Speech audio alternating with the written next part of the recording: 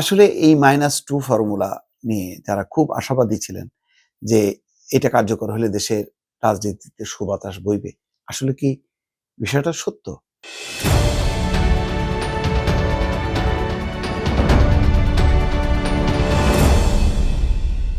দর্শক, একটা জিনিস খেয়াল করেছেন? সেই -2 ফর্মুলা স্বয়ংক্রিয়ভাবে এটা কার্যকর হয়ে গেল। কেন বললাম? একটু বিশ্লেষণ করি। আমরা 111 এর সময় শুনতাম -2 ফর্মুলা। -2 ফর্মুলার টার্গেট কে ছিল? বেগম খালেদা জিয়া এবং শেখ হাসিনা। এই ২ জনকে মাইনাস করো। মাইনাস করলে রাজনীতিতে যে হানাহানি, মারামারি, কাটাকাটি এবং যে দা-কুমড়া সম্পর্ক, মুখোমুখি দুটি গণতান্ত্রিক রাজনৈতিক দলের মধ্যে যে ধরনের সংঘাত, সেটা বন্ধ হবে। আ পারিবারিক রাজনীতি বন্ধ হবে এবং আ দেশে একটা রাজনৈতিক শাসন আ হবে, যেটা আম হচ্ছে কোনো হিংসা, হানাহানি সেগুলো থাকবে না, বিদ্বেষ থাকবে না। এক পক্ষ আরেক পক্ষকে নিশ্চিহ্ন করো, তেমনটা হবে না। সংসদ কার্যকর হবে। এইসব নানান আ এই কথাগুলো বলা হতো 111 যে প্রেক্ষাপটে আ সংঘটিত হয়েছিল তার প্রেক্ষিতে। কারণ তখন বিএনপি ক্ষমতায় ছিল।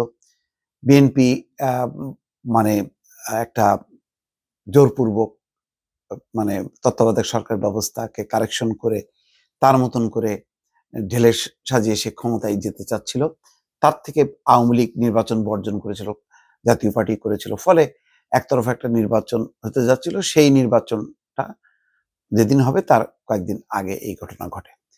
যাই হোক, এখন ওই যে এটা বলা হতো যে এটা পশ্চিমাদের পরিকল্পনা, এই পরিকল্পনাটা ভারতীয়দের পরিকল্পনা। প্রধানত পশ্চিমাদের পরিকল্পনা। তারপর ঘুরে ফিরে কিন্তু কিছুদিন আগে দেখলাম সজীব ওয়াজেদ জয়, সেটাও আ আবার সেই -2 ফর্মুলা। আবার তিনি বলছেন -4 ফর্মুলা। সেটা কি? হাসিনা জয়, খালেদা জিয়া, তারেক রহমান। সেগুলো রাজনীতি থেকে সরায় দাও। এটা নিয়েও বেশ কিন্তু চাঞ্চল্য তৈরি হয়েছে। বাস্তবতা হলো যে সেই ১ম যেই ফরমেট -2 ফর্মুলা, সেই ফর্মুলাটা কিভাবে কার্যকর হয়েছে? দেখেন, বেগম খালেদা জিয়া তিনি ইন্তেকাল করেছেন। তো ফলে এটা একটা মাইনাস, একটা 1 গেল।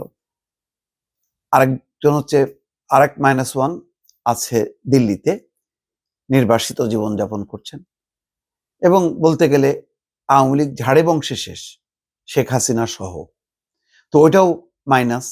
বাংলাদেশে এই যে নির্বাচন হচ্ছে, এই যে এত ঘটনার প্রবাহ, কোথাও তো হাসিনা নেই, আওয়ামী লীগ নেই। তাহলে সেটা ১ম এ মাইনাস হইছে। এখন বেগম খালেদা জিয়া মৃত্যুর মধ্য দিয়ে বেগম জিয়াও আর রাজনীতির অঙ্গনে থাকছেন না। একটা অধ্যায় শেষ হইছে। তো এখন যে কেউ বলতে পারেন যে এই তো -2 ফর্মুলা কার্যকর হয়েছে। আসলে এই -2 ফর্মুলা নিয়ে যারা খুব আশাবাদী ছিলেন যে এটা কার্যকর হলে দেশের রাজনীতিতে সুবাতাস বইবে। আসলে কি বিষয়টা সত্য? দরকার হচ্ছে রাজনীতিতে একটা সুবাতাস, হিংসা, হানাহানি বন্ধ করা। সেই কাজটা যারা করবে তারাই হবে সত্যিকারের রাজনীতির উত্তরাধিকার। সেটা আ বেগম জিয়া যদি জীবিত থাকতেন তিনি করলেও সেটা সঠিক রাজনীতি হতো। তার উত্তরসূরি তারেক রহমান করলে সেটাও সঠিক রাজনীতি হবে। তাদের ২ জনকে বাদ দিয়ে কেউ যদি যে কেউ করবে সেটাই হবে সঠিক রাজনীতি। সঠিক রাজনীতির ফলেই আ একটা গুণগত পরিবর্তন আসে।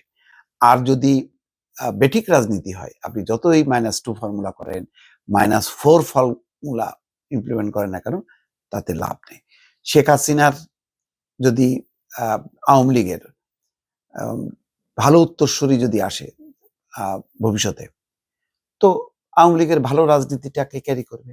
আর আওয়ামী লীগের মধ্যে যদি খারাপ কোনো লোক, যার কুক্ষিগত করতে চায়, দেশটা আমার, আমিই দেশ স্বাধীন করছি, এইরকম একটা মনোবৃত্তি যদি থাকে, তাহলে সেই শেখ হাসিনা হোক, জয় হোক, পুতুল হোক, সেটা আবার সেই একই পরিস্থিতিটাই হবে। তো এইগুলি মানে এই -2 এক ধরনের স্বয়ংক্রিয়ভাবে কার্যকর হয়েছে সত্য। কিন্তু এর মধ্য দিয়ে যে খুব বিশাল একটা অর্জন হয়ে গেল তা না, বরং বেগম খালেদা জিয়ার শেষের দিকে তার যেই তার বক্তব্যগুলি হচ্ছে যে শান্তি, অগ্রগতি, ঐক্য, এই কথাগুলো এখন তারেক রহমান ক্যারি করছেন।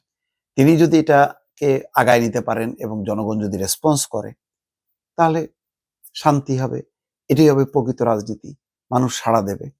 আর যদি তা না হয়, আবার যদি সেই মুখোমুখি সংঘাত, বিরোধীদের সাথে কথা বন্ধ, বিরোধীদেরকে পাত্তাই দিব না, আর বিরোধীরাও মানে ক্ষমতাসীনদেরকে তার মসনদ উল্টানোর জন্য লাগাতারভাবে যদি অসহযোগ কর্মসূচি করে বা একটা মনোবৃত্তি পোষণ করে, তাহলে আবার সেই হিংসা হানাহানির রাজনীতি।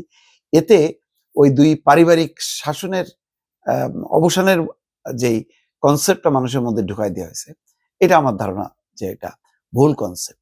বরং সঠিক রাজনীতিটা পরিবার করুক, পরিবার বাইরে যেই করুক না কেন, সেটাই হবে টেকসই। দর্শক।